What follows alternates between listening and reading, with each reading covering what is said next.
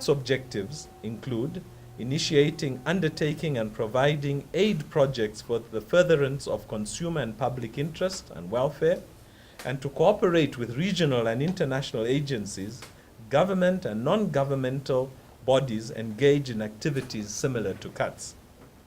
These highlight the importance of the collaboration between CUTS and COMESA.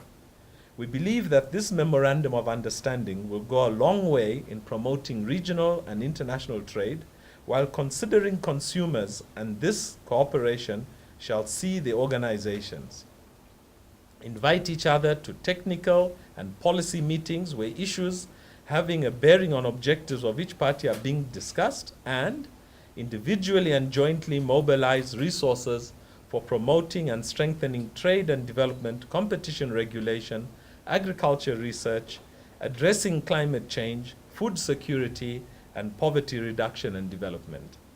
As CUTS, we would like to thank COMESA sincerely for the opportunity to work together, and we are looking forward to a relationship that will see the development in both Zambia and the region prosper. We produce monthly consumer price indices for different countries. And we should now perhaps, I don't see my statisticians here, we should perhaps now move away from simply producing it and also work with the consumer associations in different countries, including CUTS, in order for us to be able to tell that really the consumer is benefiting. Now, let me also say just about promoting trade and investment that you're all aware that our FTA was launched in 2000, and that the trade has increased to the extent that the total import bill is approximately $10 billion from $1.2 billion at that time. But we also know that when you talk about trade, there are also winners and losers. Winners in the sense that you've got countries that have got trade surpluses and countries that have got trade deficits. And in this regard, if you look at our the major countries with the trade surpluses, we observe, for example, for 2015 that Egypt had 1.3 billion and Kenya almost 900 million.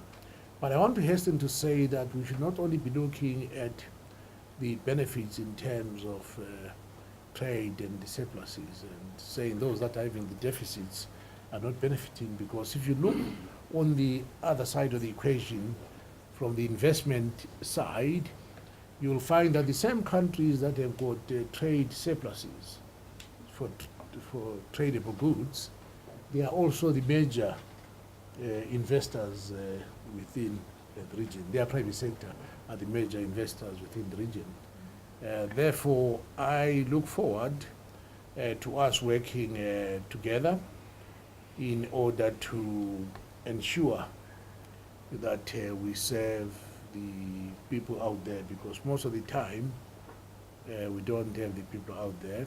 Let's also explore ways and means of how we can work with you, because trade facilitation is also a critical element in terms of consumers, of course taking into account that most of the cross-border trade is actually done by women and youth. They are the majority in that regard.